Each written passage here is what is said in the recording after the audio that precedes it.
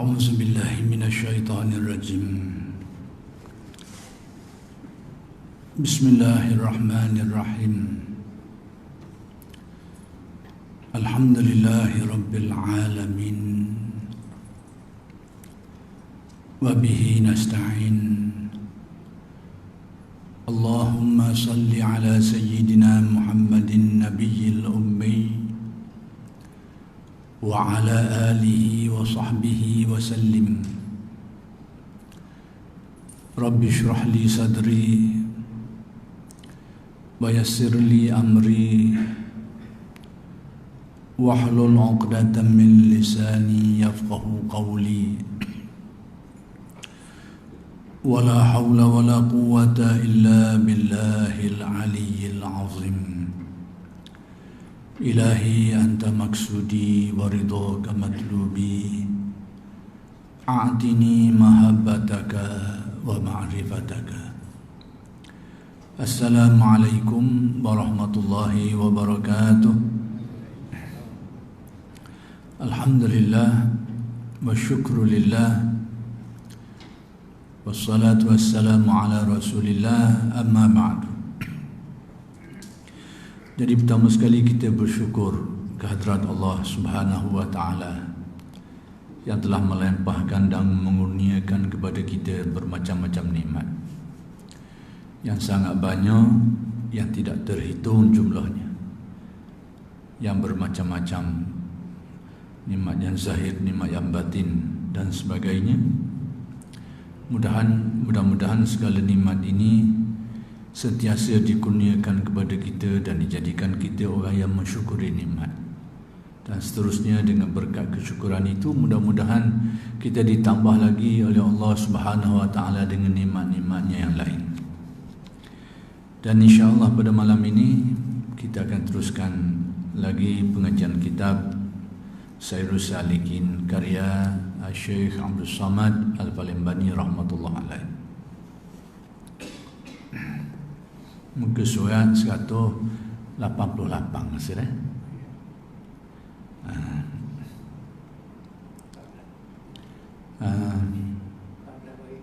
Dari bawah.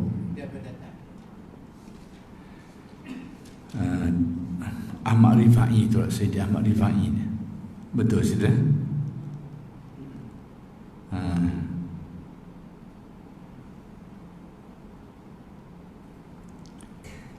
Kita ambil situlah, tak apalah. Seperti kata Al-Arif Billah Maulana As-Sayyid Abdul Qadir Al-Aidarus,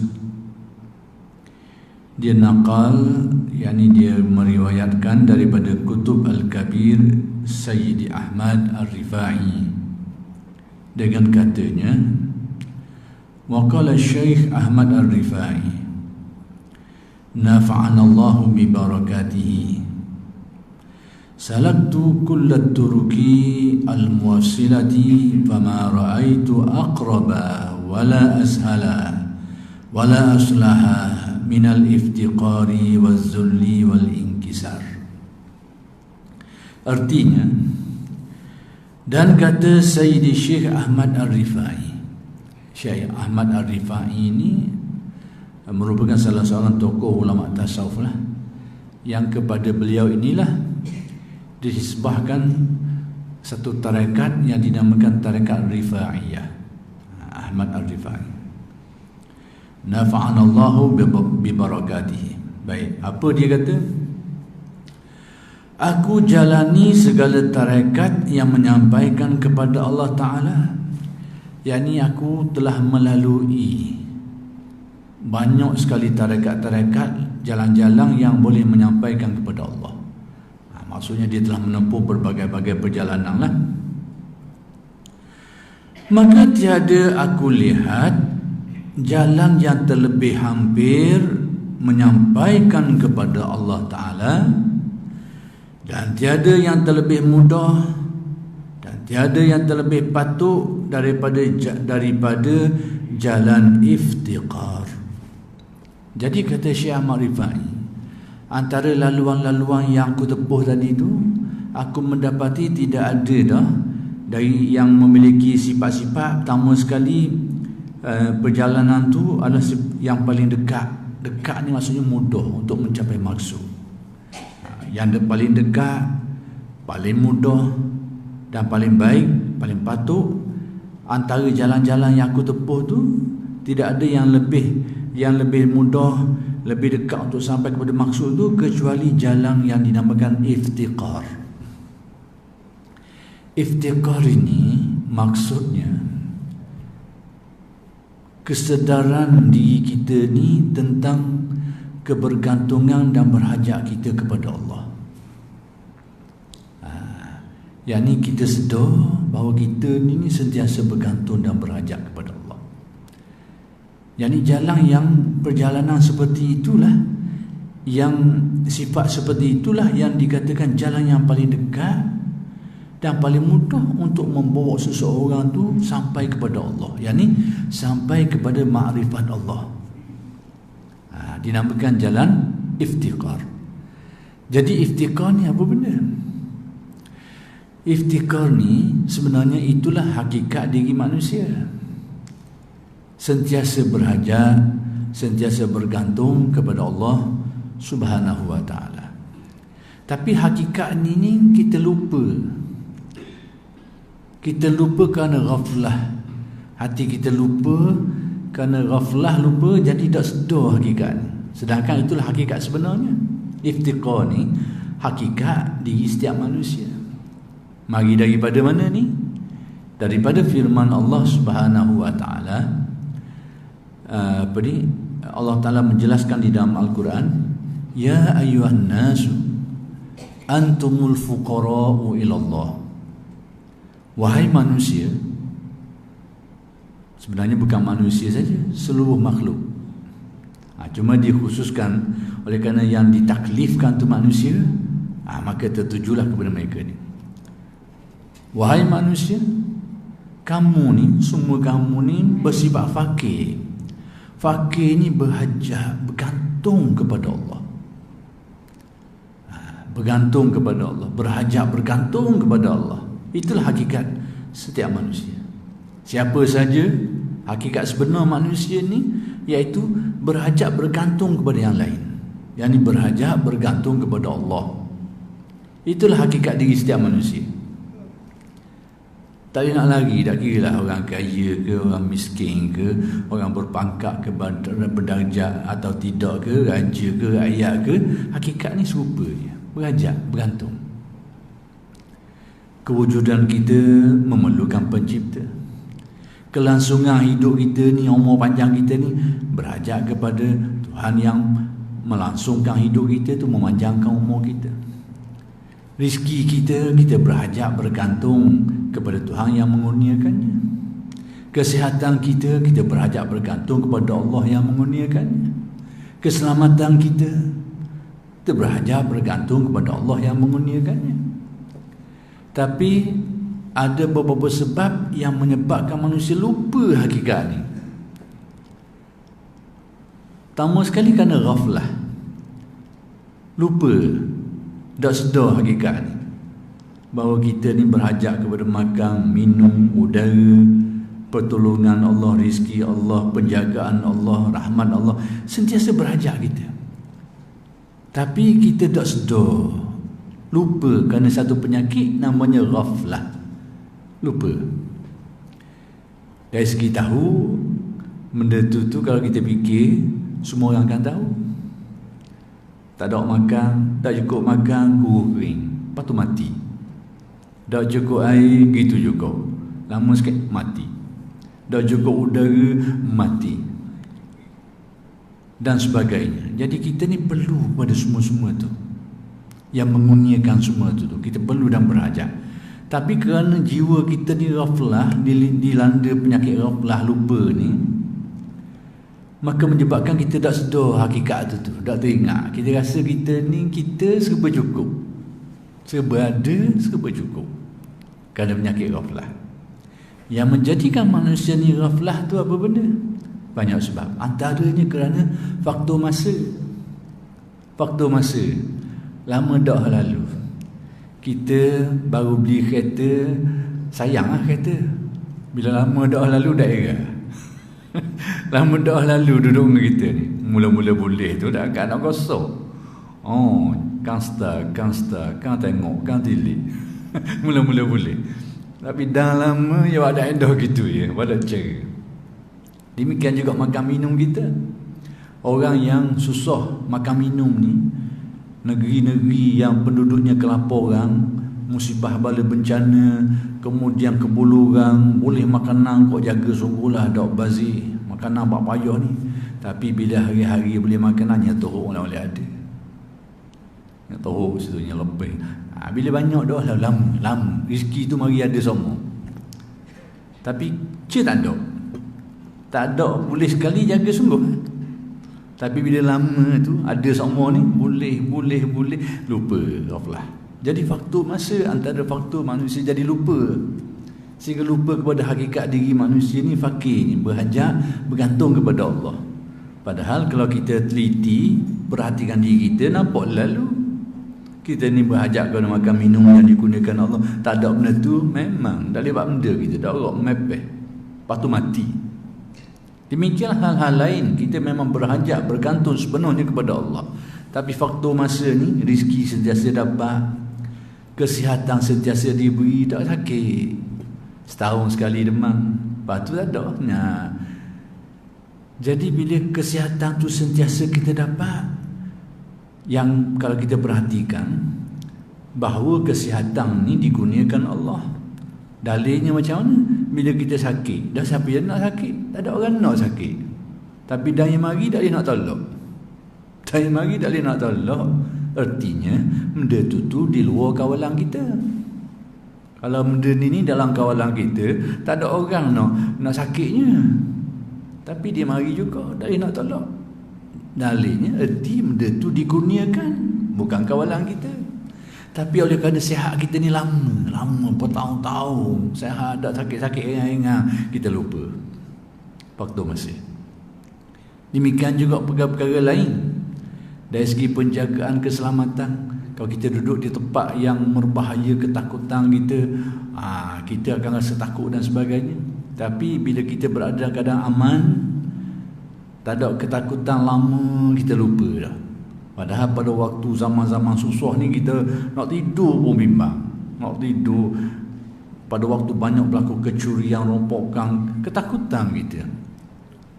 Tapi bila diberi penjagaan keamanan ni, bila boleh ni, bila lama, jadi lupa, dah sedar dah bahawa keselamatan tu telah diberi oleh Allah sedemikian rupa dalam tempoh yang panjang. Akhir sekali kita rasa macam tak ada benda dah.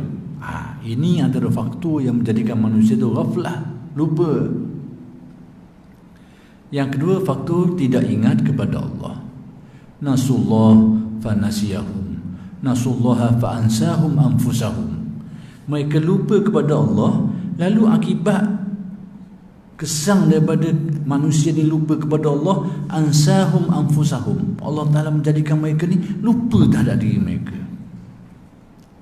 Bukan saja kita dilupakan Allah, kita akan lupa kepada hakikat diri kita. Jadi pada waktu itu, hakikat sebenarnya kita berhajat makan minum, bergantung pada kurnia Allah, bersedak dah. Sebab apa? Boleh sama. Hakikat kita berhajat kepada Allah Ta'ala yang mengurniakan keselamatan, mengurniakan kesihatan, jadi lupa. Sebab apa? Lama dah lalu sihat, senang, mudah. Itu ghaflah penyakit.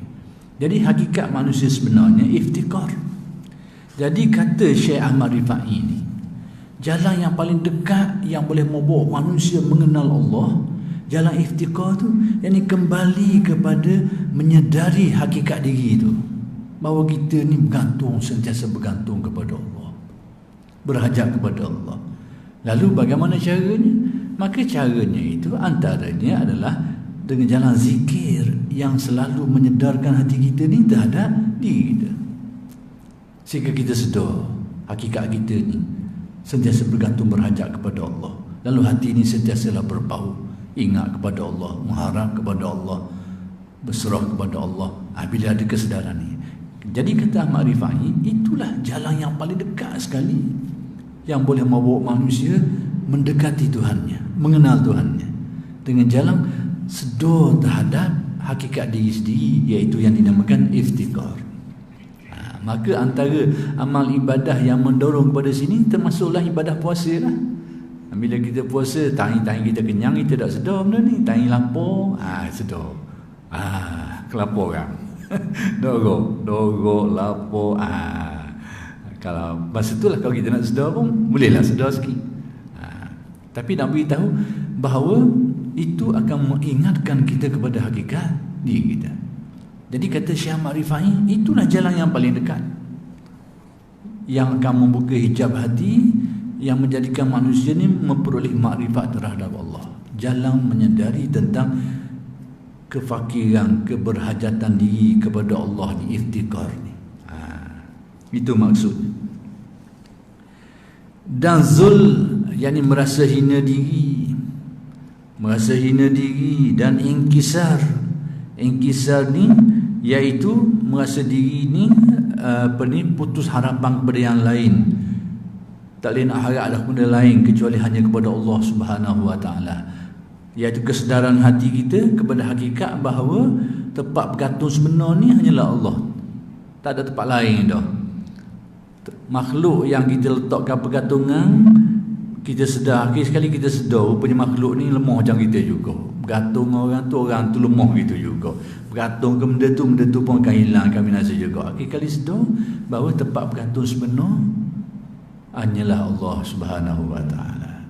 Ini kata Syekh Ahmad Rifai, jalan yang paling dekat untuk membuka hijab hati manusia sehingga manusia memperoleh makrifat, iaitu jalan iftikar, jalan zul, merasa kehinaan, dan juga inkisar. Lawang daripadanya ni, lawang dia ni, yang dengannya kita menjadi semakin jauh daripada Allah Ta'ala, takabur, sombong dan ujub. Takabur, sombong dan ujub ni dia banyak cabang. Kadang-kadang boleh jadi seseorang tu dia ujub, takabur dengan amalan soleh dia. Dia banyak buat amal soleh, banyak buat kebaikan, tapi mungkin tidak ada suluhan ilmu makrifat ni. Akhir sekali dia galik dengan diri dia, lalu dia rasa bangga dengan kesolehan dia. Rosak habis. Kadang-kadang dia berlaku dengan ilmu. Mengaji, dapat ilmu, jadi alim, jadi ulama ternama, tersohor, orang kenal situ sini.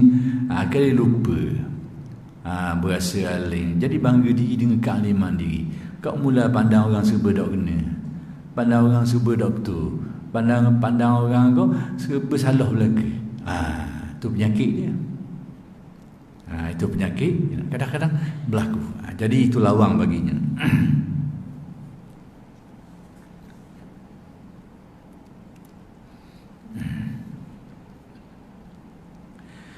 Baik, dan lagi kata Syekh kita Sayyidi Muhammad As-Samman itu, baik, laisa syaihu man yashukku ala muridi wa ya'muruhum birriyadah wal mujahadah asyaqati, innama syaihu man yuraqi ajwafahum wa yubkihim ala ma hum alaihi min ta'ati asbabihim ad-dunyawiyah wal ukhrawiyah wal muamalat ma ahli suq. Baik, artinya bukan syekh yang kamil, yakni bukan guru rohani, bukan guru sufi. Syekh di sini bermaksud guru yang membimbing dan yang mendidik dan membimbing jiwa kita ni supaya menjadi lebih sempurna. Itu disebut syekh. Guru ataupun ustaz ke, tak kira lah nama ustaz ke nama guru ke, iaitu orang yang tugas dia melatih, mendidik jiwa supaya menjadi lebih baik, daripada bersifat buruk pada bersifat baik, daripada tidak kenal menjadi kenal, daripada jahil menjadi alim. Jadi yang membimbing dalam proses itu dinamakan syekh. Tapi siapa syekh? Ini dikatakan, kata Syekh Muhammad As-Samman, bukan syekh yang kamil. Bukanlah syekh yang kamil itu orang yang menyusahkan atas muridnya. Maksudnya apa benda? Bukanlah guru rohani yang sebenar, orang yang kerja dia membebankan murid dia, menyuruh ia bagi mereka itu dengan riadah, dengan latihan-latihan, yakni dengan bertapa, bersungguh-sungguh memerangi nafsunya itu, dengan bersusah. Maksudnya bukanlah guru yang sempurna tu orang yang hanya sekadar dia membebankan murid dia tu dengan amalan-amalan yang berat, latihan-latihan yang berat, sekadar tu saja. Itu bukan guru yang sempurna. Disuruh muamah ni, sekadar tu saja. Mungkin pergi khalwat 40 hari, lepas tu buat riadah ni, amalan ni, sekadar tu saja. Itu bukan guru. Bukan guru sufi yang sebenar. Tapi sebenarnya kata Muhammad Saman,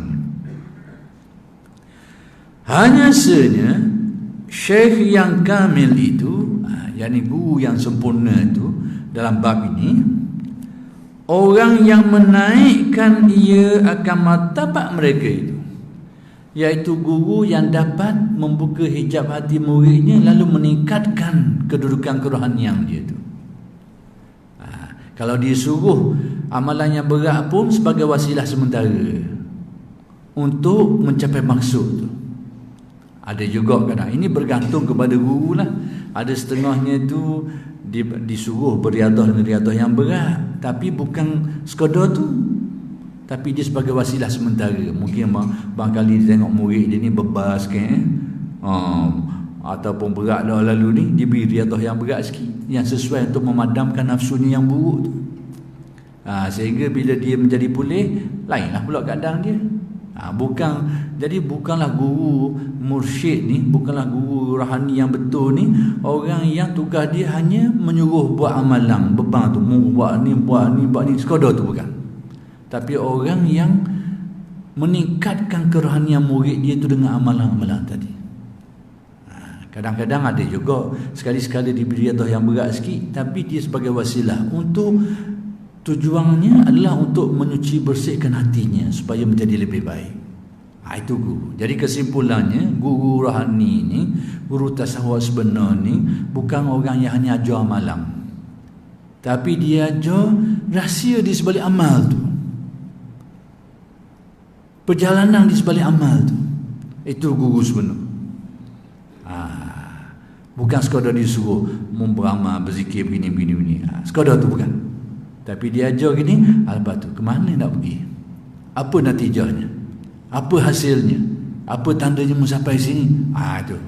Itu guru hak sebenar. Dia akan ajar pedoman-pedoman tu. Bukan sekadar menyuruh beramal, sekadar tu. Itu bukan guru yang rohani yang sebenar. Menurut kan? Jadi guru yang sebenar ni yang menyuruh amalan-amalan tadi tu dengan tujuan yang lain, ada target yang lain, supaya dengan amal itu jiwa manusia menjadi lebih tenteram, lebih yakin, lebih kukuh keyakinannya. Orang yang menaikkan ia akan martabat mereka itu, meningkatkan jiwa mereka itu, dan menyampaikan mereka itu kepada Allah, yakni menyampaikan mereka ini dengan amalan yang diberikan itu sehingga sampai kepada mengenal Allah. Jadi guru yang mursyid ni, guru rohani ni bukan sekadar orang yang menyuruh memberi amalan suruh amal, sekadar tu bukan. Tapi orang yang meningkatkan kerohanian murid dia tu dengan amalan tadi tu sehingga menjadi lebih baik, lebih suci, bersih hati dia, akhir sekali membawa kepada mengenal Allah. Inilah guru. Di sini kita nampak beza. Kalau dia seorang guru tu dia suruh mengatik saja, lepas tu dia tak bimbing ke mana nak pergi dengan amalan tu, itu bukan guru yang mursyid. Guru sebagai guru ialah yang ajar kan, suruh buat tu bolehlah pahala. Tapi dalam istilah tasawuf ni yang dinamakan sebagai syekh ni, guru mursyid ni bukan sekadar tu. Disuruh amal, tapi benda bawa ke mana nak pergi ni, hala ke mana, hasilnya apa, natijah ke mana, nak tuju ke mana dengan amalan. Itu dia guru yang mursyid.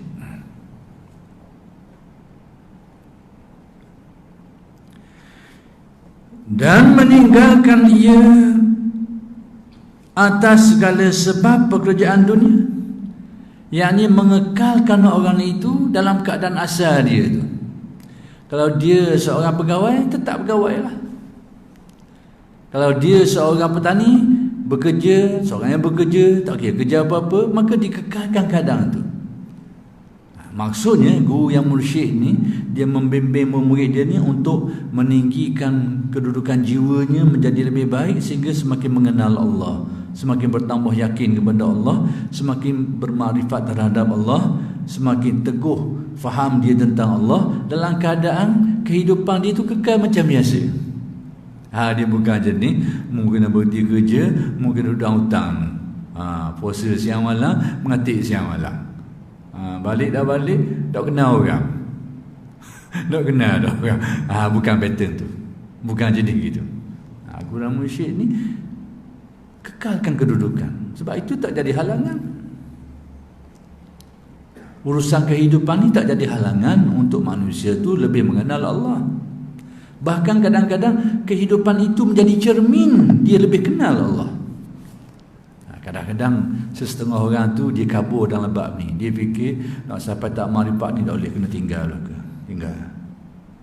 Sehingga dok kait dengan benda dah, baru dah silap. Ada kalanya berkecimpung dengan orang ni itu lebih membawa seseorang lebih kenal Allah lagi daripada duduk senyap seorang. Di sini perlu pedoman guru ni. Macam mana boleh jadi gitu? Ini perlu kepada asuhan didikan dan pedoman-pedoman. Meninggalkan, yakni mengekalkan ia, meninggalkan di sini maksud mengekalkan dia atas segala pekerjaan dunia mereka itu. Urusan kehidupan kekal. Maksudnya kalau dia murid itu, dia tahu murid itu ada urusan pekerjaan dia, dia berniaga ke, bisnes ke, buat urusan ni, kekalkan itu.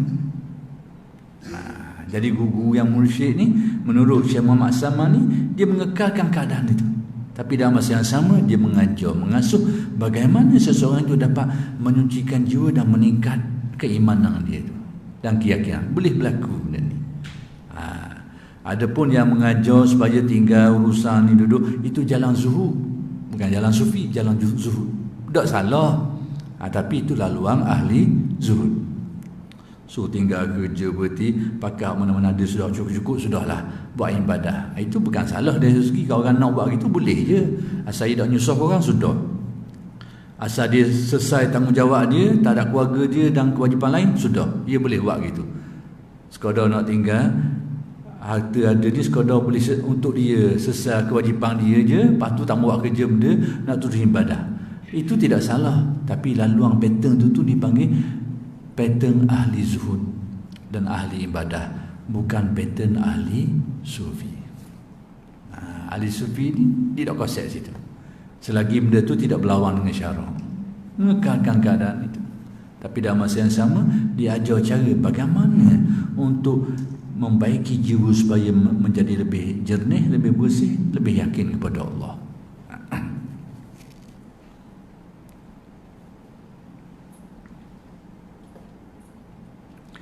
Ni pengalaman ini pernah berlaku kepada Syekh Ibn Atta', pengarang kitab Al-Hikam. Syekh Ibn Atta' ni asalnya faqih, tok fiqh. Ini sebenarnya pertemuan antara ahli fiqh dengan ahli tasawuf ni lama dah berlaku, bukan zaman ni. Bukan zaman kita je, zaman dulu lagi dah. Tok fiqh ni memang banyak dak belagangi dengan ahli tasawuf. Memang banyak. Sejak dari dulu. Dia tak belagangi. Sebab apa? Ilmu yang dia ada tu mungkin tak, apa yang dimiliki oleh tasawuf ni mungkin tidak dimiliki oleh ahli fiqh ni. Tapi sebahagian mereka ini ada yang tempuh perjalanan tu bermula dengan ahli fiqh pun jadi ahli tasawuf. Maka pengarang kitab Al-Hikam Syekh Ahmad Ibn Atha'illah tu bermula dengan seorang faqih, tok fiqh. Masa tu kok tasawuf pada dia salah, sesat, salah. Tak betul. Macam hari ni ada ahli fiqh hari ni gitulah, begini macam-macam lah. Tak kena itulah, tak kena ni lah. Maka Ibn Atta' pun macam tu juga. Tak betul lah hari ni lah. Setengah tu dia sendiri pun tak tahu benda yang kata tak betul. Dia sendiri pun tak tahu. Cuma dengar orang cakap doktor je. Cuma Allah Ta'ala nak beri hidayah ke dia ni, mari akalang, dia nak pergi dengar sendiri daripada tu mengajar pun. Ilmu apa dia ajar? Dia mula menyusup masuk secara senyap-senyap dalam kuliah guru dia tu, Abdul Abbas Al-Mursi. Masa tu tak jadi guru dia lagi.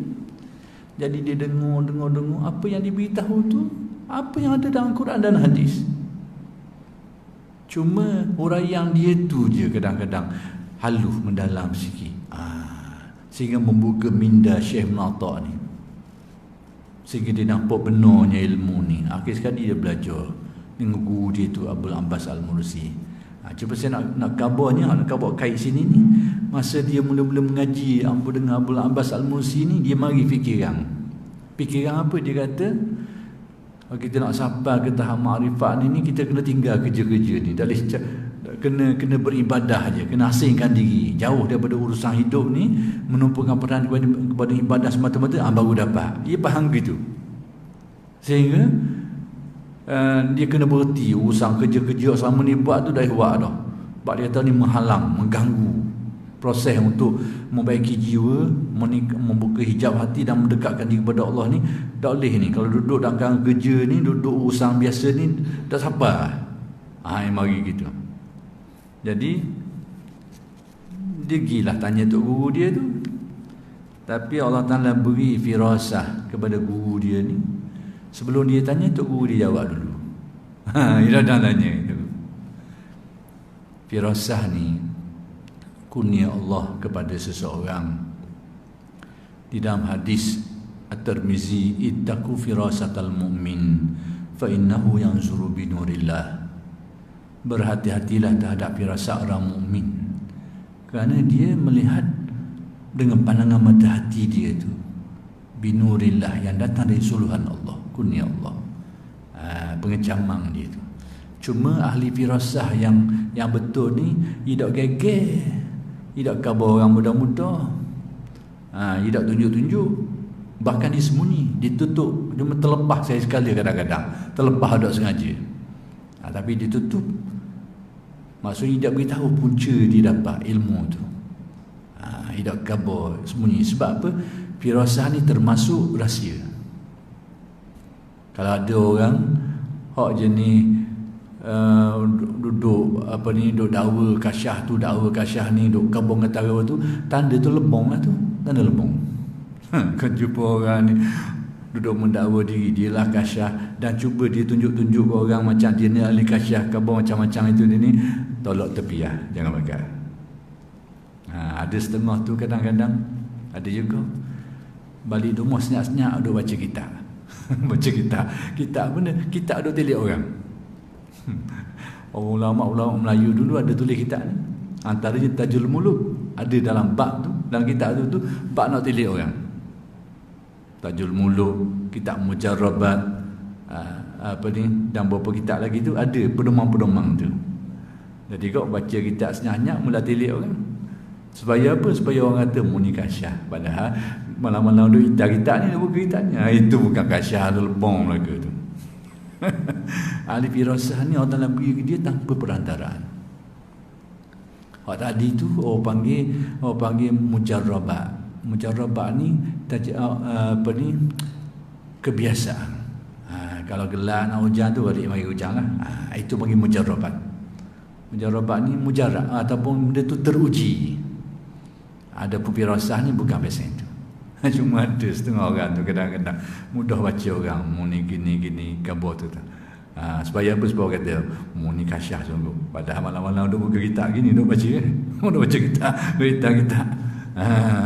Itu bukan, jauh. Ahli firasah yang betul ni dia menyembunyikan. Pada zaman Sayyidina Osman, ada seorang lelaki ni dia mari, tapi tengah jalan dia terlihat sesuatu yang terlarang lah. Dia lihat perempuan yang mungkin dengan keadaan yang dari segi syarak tak comel lah. Lalu dia menghadap Sayyidina Osman. Tiba-tiba Sayyidina Osman kata ke dia kata, seorang lelaki mari jumpa aku, wa fi ainaihi asaruz zina, tapi pada mata dia tu ada kesan-kesan zina. Kesan zina bukan zina sungguh, bukan, itu bahasa je. Nak kabarnya kesan perbuatan tak molek lah. Jadi orang yang datang ni terkejut. Macam mana Sayyidina Osman boleh? Sebab dia yang lalu benda tu, dia yang tengok benda tu. Dia kejut. Macam mana Sayyidina Osman boleh tahu? Tapi Sayyidina Osman tak khabar tak muka. Mung gini, bukan macam tu. Ali Kasyaf bukan macam tu. Oh, mung gini bukan. Itu membuka aib orang. Haram. Tak boleh buka aib orang. Kalau nak khabar pun khabar kiasan, kiah-kiah. Maksudnya tuan punya je tahu. Tuan badang je tahu. Orang lain tak tahu. Jadi sebab tu dia kata, mari seorang lagi dok khabar. Mu mari tadi mu tahu kan. Dok kata gitu orang tu. Cuma dia khabar ada seseorang. Siapa dia tahu? Tapi orang begadang tahulah. Nak khabar apa? Kena tutup aib orang. Jangan buka. Jangan aibkan orang. Jadi sehingga dia tanya Sayyidina Osman, apakah masih ada wahyu lagi selepas kenabian? Yang selepas Nabi wafat ni ada wahyu lagi ke sehingga dapat wahyu ilmu dengan cara ni? Kata tidak Sayyidina Osman, tapi ar-ru'ya as-sadiqah. Tapi dia adalah pandangan tembus, pandangan yang benar, firasah, atau nama-nama lain lagi lah. Jadi benda tu berlaku. Jadi nak khabar balik ke suasana ni, nak khabarnya Syekh Mu'atak ni pekat awal dia mikir gitu juga. Dia mikir ni kalau kita nak dekat dengan orang capai marepak, kena tinggal usang kerja, tinggal belaka, ambil peceng awal, tunjuk tinggal belaka, tak jawab benda, baru sabar. Tak semestinya, belum tentu. Jadi dia mikir gitu. Tapi bila dia nak mari nak tanya guru dia, belum dia tanya, guru dia jawab dulu. Dia kata ada seorang mari nak tanya benda ni. Soalan tadi lah. Dia jawab baru dia sedar. Rupanya guru dia kata, sekiranya ada rezekimu, mu akan dapat ke mana-mana pun. Maksudnya kekal keadaanmu itu. Kalau mu seorang guru, kekalkan dengan kerjamu itu. Kalau mu ni seorang ahli bisnes perniagaan, kekalkan pekerjaanmu itu. Sekiranya ada rezeki Allah terhadapmu dalam bahagian ini, kamu akan dapat. Tak kira dalam keadaan yang bagaimana. Yang kabarnya, pedoman tasawuf, ajaran tasawuf ni bukan mengajarkan kita untuk sampai kepada Allah ni, nak capai makrifat ni kena tinggal urusan dunia. Bukan seperti itu. Itu perjalanan ahli zuhud. Maksudnya orang nak hidup macam itu boleh je kalau dia memenuhi syarat.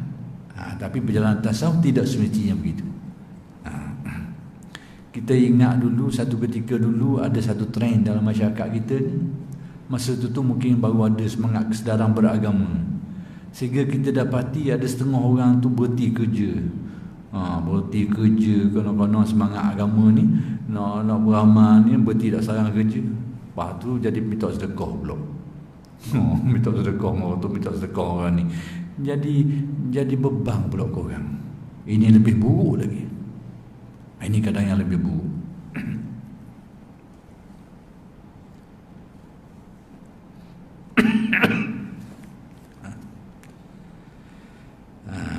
Meninggalkan di atas segala sebab pekerjaan dunia mereka itu yang diperbuat oleh mereka itu. Maksudnya urusan kehidupan tu kekal macam biasa dan tidak menjadi penghalang untuk orang menghayati tasawuf, baiki diri dia, menyucikan hatinya dan mendekatkan kepada Allah. Tak jadi halangan. Dan berjual beli mereka itu, yakni urusan hidup lah, bisnes, berniaga dan sebagainya, kekalkan itu. Berjual beli mereka itu berjual beli mereka itu serta orang yang di dalam pekan, yakni berurusan dengan berurusan ekonomi dengan ahli pasar lah, berjual beli, berniaga, dikekalkan keadaan itu, dan itu tidak menjadi penghalang untuk orang menghayati tasawuf. Sebab tadilah, kerana seperti yang saya kata tadi, ada pemikiran setengah orang tu kalau nak menghayati tasawuf tak boleh gitu. Sampai learning ada lagi tanggapan tu. Bahkan setengah alim-alim kita tu ada juga memikir gitu. Kata tak ada tasawuf lah ni. Hidup macam hari ni makan kedai tak ada tasawuf. Tasawuf ni duduk jauh daripada orang tu. Yang mikir macam tu. Pada dia tasawuf ni ada gaul dengan orang duduk senyap. Duduk sekali orang ramai ni, makan orang ramai ni, makan kau dah lagi makan kedai gitu gini. Bukan tasawuf. Jadi nak dinyatakan bahawa itu persepsi yang kurang jelas. Bahawa selagi yang kita buat tu tidak bercanggah dengan syarak, maka tidak mengapa. Tidak mengapa. Lebih-lebih lagi sekiranya benda tu perkara yang tidak baik tapi di luar pengetahuan kita. Di luar pengetahuan kita. Macam hari ini, memang kita tak nafikan bahawa banyak harta-harta yang syubhah hari ini yang berkembang, tapi kita diselamatkan Allah kerana kejahilan kita tak ada sumber tu. Dan kita tidak disuruh bertanya, mengusul sampai lebih. Orang mari kedai kita tanya, mak ambil pitih ni mana? Lepas tu mu tanya dah orang sebelum tu mak ambil pitih mana? Itu nak usul tu. Tidak disuruh. Tidak disuruh. Jadi yang sampai kepada kita dengan cara yang diharuskan syarak halal bagi kita. Sekalipun sumbernya itu mungkin bersumberkan sumber-sumber yang tidak benar. Oleh kerana kita tidak tahu, tapi yang sampai kita ni dengan kaedah syarak yang betul, maka halal pada kita. Tak ada halangan. Dan tak disuruh-suruh sangatlah. Nanti kita jual air pisang tepi jalan, jual air tebu, mari tanya, mau kerja benda? Mau ambil anak pitih ni? Tanya, tak perlu tanya.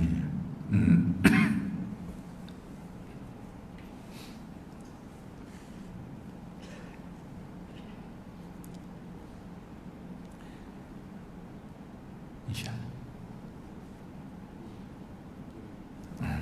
Sikit lagi. Dah mulai kita habis. Inilah makna perkataan Sayyidi Abul Hasan Asy-Syadzili rahimahullahu ta'ala. Inilah maksud daripada kata-kata Imam Tasawuf yang besar, iaitu Syekh Abul Hasan Asy-Syadzili. Baik, apa kata dia? Laisa ar-rajulu min zalika man yadulluka ala ta'bika.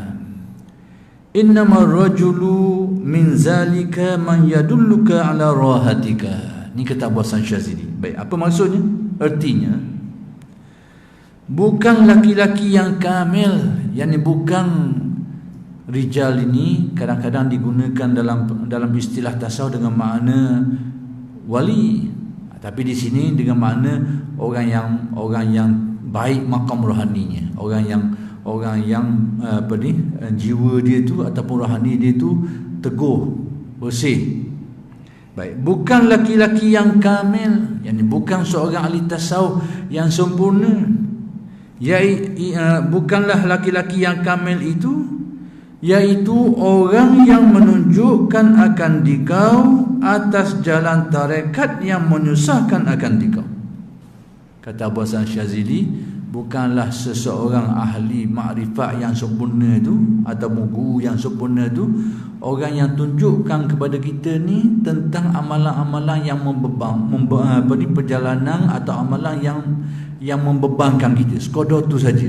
Buat ni, muamal ni sekadar tu. Bukan.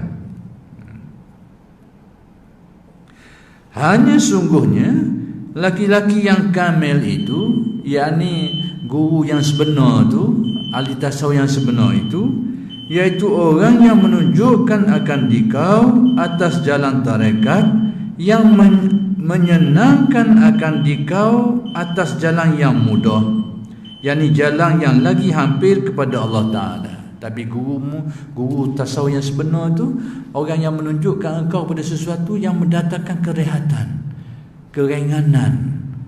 Maksudnya apa? Dia akan tunjukkan kepada kita jalan bagaimana sehingga amal ibadah tu menjadi ringan, jadi mudah, jadi asyik, jadi galik dengan amalan tu, bukan jadi beban, jadi payah dan sebagainya. Jadi insya-Allah, oleh kerana sudah masuknya waktu isyak, kita berhenti setakat ini dulu dan akan bersambung huraian kitab ini pada minggu-minggu yang akan datang. Aqulu qawli hadza wa astaghfirullahal azim li wa lakum. Assalamualaikum warahmatullahi wabarakatuh.